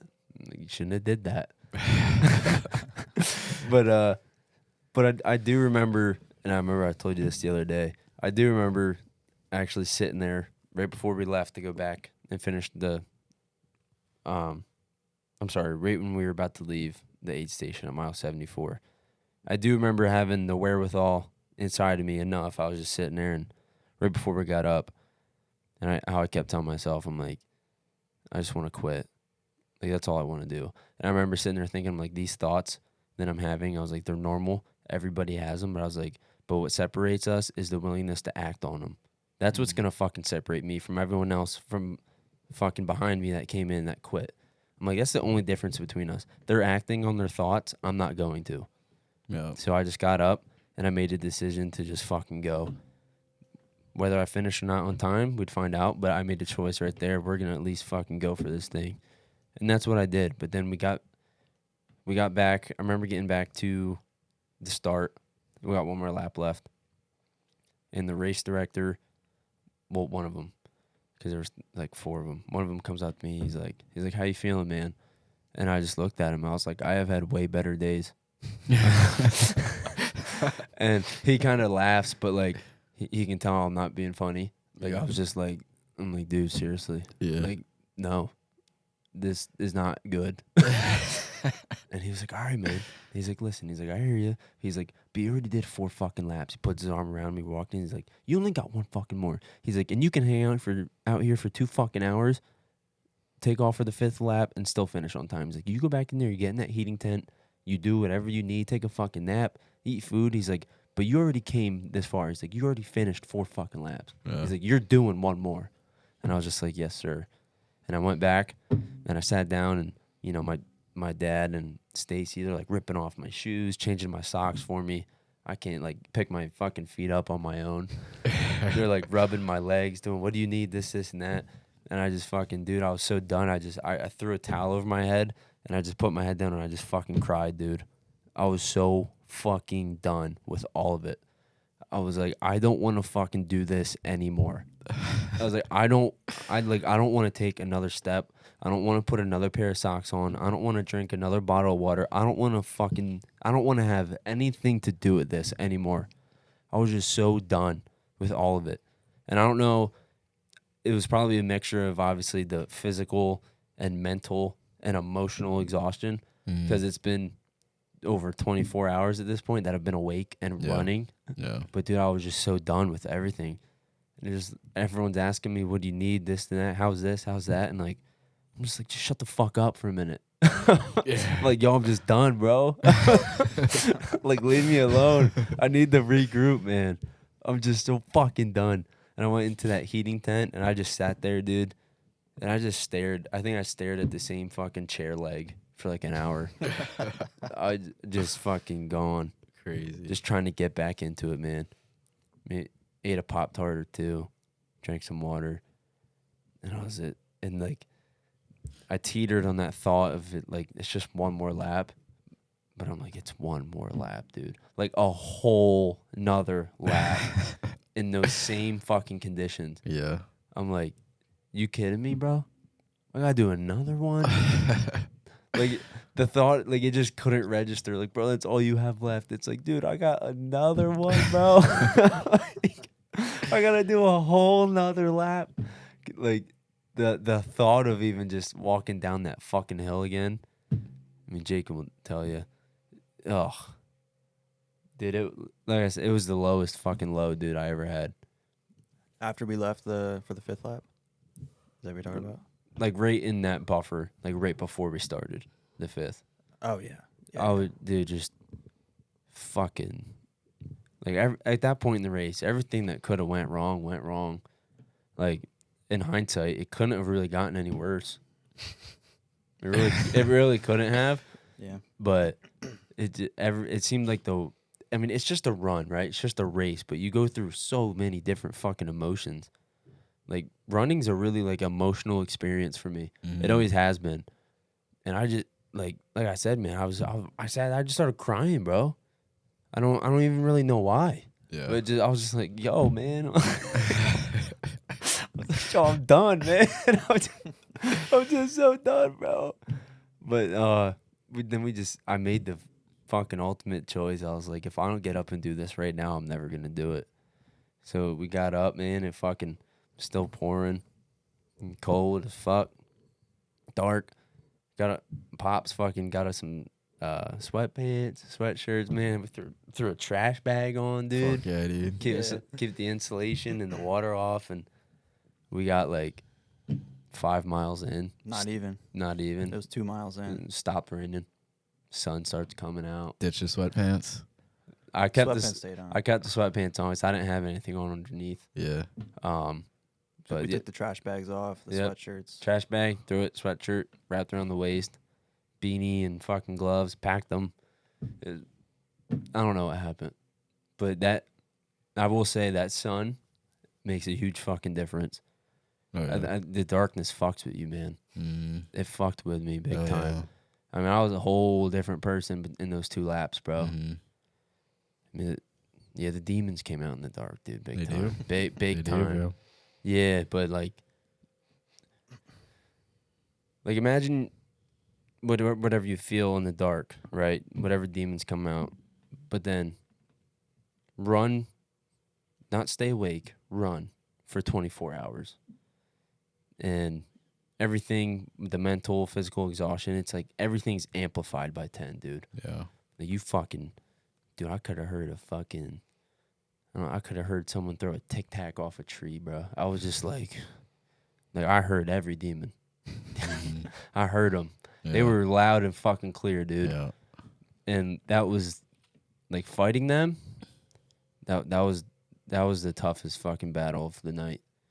Because every second, was just like, why? Why are we doing this? Mm. And then I'm like, Jake, why? Why is he doing this?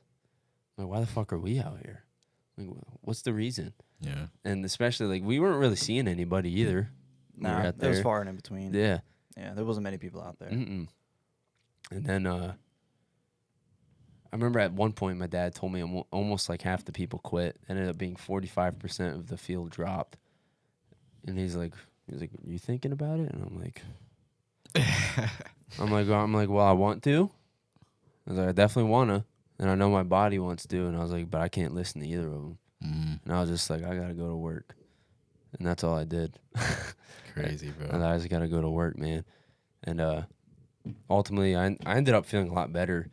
But, you're up for that long on your feet. Everything fucking hurts, man. Yeah. You're just exhausted. And we hit 100 miles. Well, I hit 100 miles, and Jake's like, you hit 100 yet? I was like, yep, just hit 100. He's like, fuck yeah, man, congrats. We dapped up, hugged, and he's like, all right. We still had 5 miles yet till the finish line. And we weren't even mad, too. We were just laughing. We Yeah. were like, oh, Yeah. We're like, what the fuck? you're already this far in. Yeah. Whatever. Freaking crazy. Yeah. Yeah. During the nighttime, like when it was your fourth lap, the first lap when I was with you, when it started like really downpour, and like the first 10 miles really weren't horrible. Like I don't know about you, I wasn't that cold yet, but then at the end it started really getting fucking cold because we were just soaked. There was like nothing was keeping us dry. We were completely soaked. Our feet were just heavy cinder blocks. It was all muddy and just horrible. You couldn't see a thing like 10 feet in front of you. No, not at all. It was just downpour rain and darkness and just like a little bit of trail that you could see. You Yeah. had no idea what was going in front. And, like I said, we would 10, 15 minutes, not say anything, and all of a sudden be like, Drew, fuck this. What are we doing out here? He's like, yeah, dude, what the fuck are we doing out here, man? Like, this is so stupid. And then we'd just be silent for 10, 15 minutes. And then be like, Drew, why are we out here?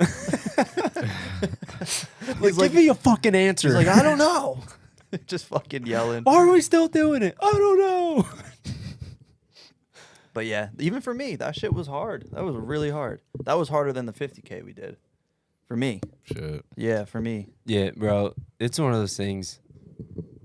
It really was sneaky hard. It was. Like, that's their logo, their slogan. Yeah. It's sneaky hard. like just talking about it, it doesn't do it. It doesn't do it justice, dude. Yo. It you can't even explain. It wasn't one thing that just made it hard, dude. Especially because the fucking rain and everything, but the terrain, and like he said, like there's a little sliver of fucking trail. Like it's not even wide enough where you can run like side by side on it next to each other. It's either got to be one or the other in front. I fucking ate shit at the The whole time he was like, I'm waiting to like really fly. Like he would trip and like catch himself, but we were waiting for him to like really eat shit. And I'm in front of him, and all of a sudden I just hear this fucking. I look back, dude. He is face planted, fucking just sprawled out on his face. I'm yeah, like, buddy. Oh, dude, that was a good one. That was hilarious. It was a good one, dude. Dude, in my fucking dude, and I kept banging my right big toe off of rocks and roots, dude. And he had a tally too. He'd be like, "Well, that was number 6." Yeah. And then he'd do it again. Oh, number 7. He's like, number 8. God damn it. Dude, I was 100% convinced my right big toe was gonna like fall off after the race. Dude, I hit that thing so many fucking times, bro. I know. And I don't know how my toenail is still on that toe, dude. It's not even dead. Crazy. It stayed intact. But dude, yeah, man, that fucking hurt, bro. Man, did it fuck? Oh my god. Yeah, I think in total it ended up being like 18 times I hit it. You counted. Yeah, Yeah, you did. It was like You the did high. count. Yeah, it was like the high teens. I'm like, oh, there it is, number 7. Crazy. So, do you have any breakthroughs? Anything that you learned? Yeah, I really did, and it didn't come until after I got home and fell asleep for 12 hours, and I woke up, and it finally hit me like I felt like I just got off like a fucking bender. That's how I felt. I can Like imagine. I just woke up and I was like, yo, I did that, and I went back in my Garmin thing. I was like looking at all the stats. It was like 175,000 steps. I took like 15,000 calories burned. I'm just looking at all of it. I'm like, fuck yeah, man. I'm like, all right. Like I just kind of sat there for a minute, and I was like, I am that motherfucker. I was like, I'm exactly who the fuck I thought I was. Talking about it, fucking getting up every day, doing my daily training, not saying a fucking peep, whatever, going about my day. And I'm exactly who the fuck I thought I was, dude. And I would put myself up against any motherfucker. I don't give a fuck who it is, dude, or how out of reach it seems. I am exactly who I say I am. And that just got solidified at that race. Did it take me longer than expected? Yep, definitely did. But the amount of fucking curveballs that I got thrown that I just didn't even give a fuck about showed me right there. I was like, yep, I know I'm that guy. I am. And I'll never waver from that ever again. Because going in, I was like, this is the ultimate test, dude. And, once I realized I was going to miss my goal time miserably, I just sacked it up, and I was like, so what, dude? This is a lot harder than you thought it was going to be, too. No one here fucking cares. Yeah. Like, these people are here to support you. Like, you got to show up for these people, too. These people are staying up. You think they're not fucking tired? Yeah. Both my mom, both my parents, my step-parents, Jake, Rachel's mom, like they're all here for you, bro. You can't let them down either. And I use that as a lot of motivation too. Yeah. But yeah, dude, that was my biggest breakthrough. That thing just shut off. That was my biggest breakthrough. I was just pretty much, I'm exactly who the fuck I think I am. And there's no better feeling than that, and I'm just going to continue to fucking put my best foot forward, and I'm going to really live on that too. I'll go up against any motherfucker any day of the week. You know me, dude. Don't matter. I'll pick myself 10 out of 10 times. That's just really to the point I've gotten. And I'm only going to get better. I know I'm not going to regress. So, does it sound cocky? Maybe, but it's the fucking truth. And I'll always choose myself. So that was really the biggest thing I took away from it. Because I know, I think even if this was 2 or 3 years ago, or if this was anybody else that was in my situation on that day, 100% they would have quit. And myself from a couple years ago, 100% would have quit too. But I wasn't the person I am now. And it's only gonna better me. Yeah. That's all it did. It only made me better. So yeah, that was the biggest part. Definitely proud of that one. Definitely real proud of that one. I'm proud of you, bro. Yeah, absolutely. That was amazing to watch. Just being there too. That was just one of the best experiences. Wasn't my Fuck yeah, race, but man. it was just one of the best. Fuck One yeah, of the best dude. And I experiences. appreciate you being out there for 42 miles in that fucking shit storm that I threw you into.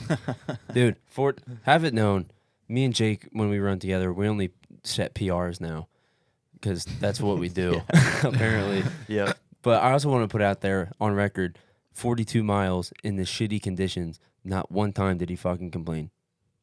Not one time did he say anything about how tired he was. This hurts, that hurts. He kept asking about me. Yeah. Whereas, like, I understand I'm the one that ran the full race, but I'm like, bro, like, you're out here too. Like, you're just as cold as I am. Yeah. You know, you're getting the same amount of, you're getting rained on just as much as me. You're going through the same fucking terrain, all this shit. Not one complaint. Not one, dude. It's a rock star of a friend right there. Those are, you 100%. need people like that by your side. They're the ones that are gonna fucking carry you. Yep. They're the ones that make it worth it too. You need a motherfucker like that. No. Fucking helps a lot, dude. Fuck yeah. You're gonna make me cry on here, man. It's all good, dude. God, dude, Hell I yeah. appreciate the fuck it's, out of you, man. it's the I love fucking you. truth. Yeah, man. Let's fucking sign it off. Stay tuned, dude. Yeah, there's so many things we could talk about too, man. There's so many deep conversations we can have. Yeah, but they're just gonna have to wait. Yeah. Till next time. All right, love you boys. Proud of you guys. Yes, Deuces. sir.